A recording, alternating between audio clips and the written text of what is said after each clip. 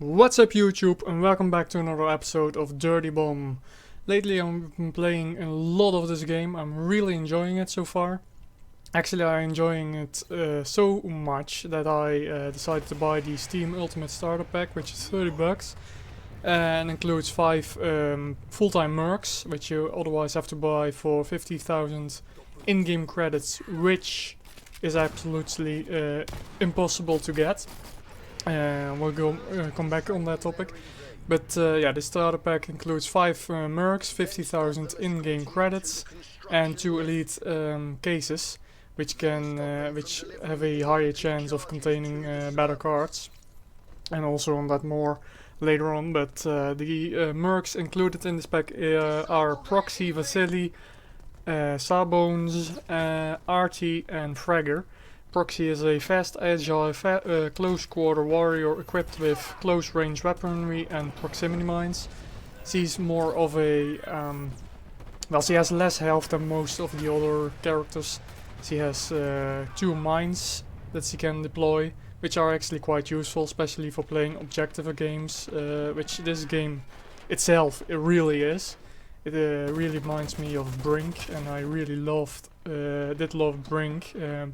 I know most of the people don't know Brink, didn't play Brink. It's a 4-year-old game made by the same developer, and you can really feel that, because it's a lot of the same graphics and just the same style, and which I really do like, but there are people who didn't like that game. So I don't really like Proxy because he has like I said, I think 80% health. She is crazy fast. The mines are quite decent, but she's a shotgun character, and I don't really like shotguns in this game because it's hit or miss. If you hit, it's most of the time 2-shot kill, which makes it viable, but usually I miss a couple shots, so that really sucks. And then you pretty much are certain to die, so that's not good. Then you have Vasily, that's also part of this pack. He's the sniper guy, long-range sniper, capable of taking out enemies over distance. He is also equipped with a heartbeat sensor that detects enemies, like you know, the motion sensor in other games, and that goes through walls, so that's quite nice. I really like him, especially if you use the bolt action sniper. That's like quite a lot of damage. You can do one-shot headshots quite easily. Sometimes, you know, if you hit the lower health characters, you will get a one-shot body shot, so that's really nice. Maybe if they have taken a little bit damage. Really like Vasily, but he's quite slow, so it's not really nice for, not really handy for objective-based games. Then we have Sawbones. To be honest, I haven't used him that much, but he's a medic equipped with SMGs, perfect for close quarter combat, can revive and heal teammates. Actually, I did use him a lot. That's the other guy I didn't use, but he's kind of like the standard medic that you have unlocked standard. If you purchase, or not purchase, if you download the game, because it is free to play, and we'll have a download link in the description. But yeah, he's really useful. You can throw some health packs at your teammates, like I did there, and you can also revive people, which I don't really do that often, because it can be really annoying if you get revived and then shot again immediately after that. So, but he is better than the other. I don't know what her name is, but he's the medic. So you can deploy a stationary health shield. This guy is better because you can revive someone and then immediately throw him a health pack, so the health regens immediately. Like him quite a lot. Then we have Archie, which is support, specialized, capable of calling in artillery salvos. Yeah, I don't really like him because the salvos, they are quite good, but in like what do you mean, the closer maps, which have a lot of indoor fightings, you can't call in the salvos, so that really sucks, or they are hard to aim. And also the salvos are not as good as the airstrike that, what's he called, Skyhammer can deploy. And also the weapons are, they are semi-decent, I wouldn't say great, but and he also can throw down ammo med packs, or just ammo packs. That's really great, because one thing I found out is you really run out of ammo quite fast.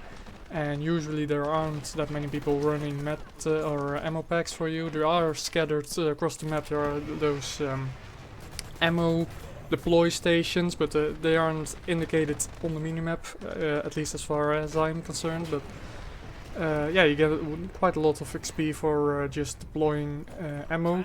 I would say about 100 if you directly aim at someone and give them directly ammo. And last but not least, we have Fragger, which is aggressive point man with big gun, lots of ammo and devastating frag grenades. I would say the guns are mostly assault rifles with some 3-round burst rifles, which are extremely deadly if you can aim at the head. And here I get a massive, I think 6 kill, what's called airstrike, really nice. But yeah, Fragger was really nice, played quite a lot with him, but you know, the grenades take, I think, like 30 seconds to resupply, so that's not really useful. The grenades are quite powerful, but you have to get quite lucky to get an actual kill. Most of the time you just damage someone quite a lot and then get an assist. But that's the nice thing about this game. You get for everything you do, you get XP. So if you do like 90 damage, you will get 90 XP, I think. So that's really nice and quite fair. The spec also contained 2 elite cases. Like I said, they have a greater chance of. Actually, they have the lowest thing you can get is a silver card, and these cards are kind of like. You have, I think, somewhere like some 10, maybe 12 Mercs, and they all have cards. I would say also like 10 different cards with special capabilities and abilities, different weapons. So, and you have the lead, iron, bronze, silver, gold and cobalt. The higher the better, though silver, gold and cobalt are just fancy. I think bronze is actually the card with 3 abilities, so that's not really that useful, but you know, you get 2 of those cases, which are worth, I would say, $7, because the cases are quite expensive. And that's another thing. In the previous episode I told I didn't know if this game was pay to win, and I just found out it's totally not pay to win, because like literally 100% of the game items and mercs, whatever, weapons, you can unlock everything by just playing the shit out of this game, and you will need to do that because the progression is extremely slow, which you can expect with free-to-play games. But yeah, like I said, money you need to, you can buy a Merc for 50 or 30,000 credits, depends on the Merc. That takes you a lot of time, really does. Sometimes I hear just the fragment switch, so that's why they froze. But sometimes you get like challenges which gain you like 500 or 1,000, but most matches I just make like 200 to 500 credits, which is just crazy if you think about you know, spending 30,000, 50,000 for a full-time Merc. You can buy cards, if you like cards particularly, you can buy all of them with in-game money as well as actual money. And that's a thing, really the, what's it called, the marketing thing about this game. Everything you can unlock with in-game credits, and everything is unlockable by spending actual money. Fortunately, there is not something like premium or something. You can buy the boosters cards, but I just think those are crazy overpriced.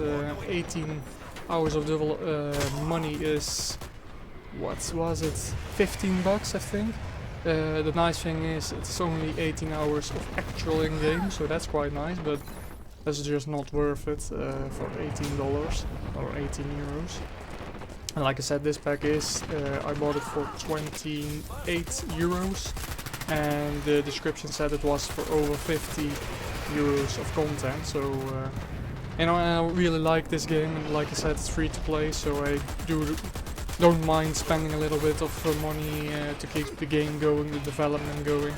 I mean, this right now there is one map I don't know the name of, but last weekend you could play that.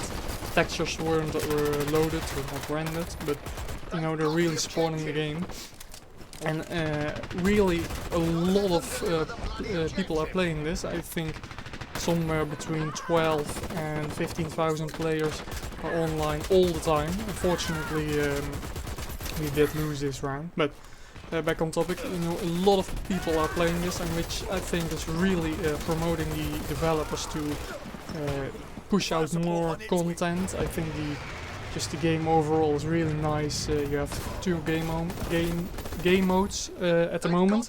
They're planning on adding more, and you also have competitive, kind of like Counter-Strike. Competitive is only 5v5, which I think is quite small, especially for the size of the maps. And the spawn system, which you spawn in waves, so if your whole team dies, the enemy team can plant the objective or capture the flag or whatever the objective is quite fast, so you will lose then. Unfortunately, like I said, we did lose this game. I can show you the end screen here. Yeah, so we lost, and as you can see, it took about 11 minutes, gained, well, how many, 9,000 XP, and like I said, just 170 in-game credits, which is really little. So please rate, comment, favorite and subscribe if you liked the video for more Dirty Bomb content, and I'll see you in the next one. Goodbye.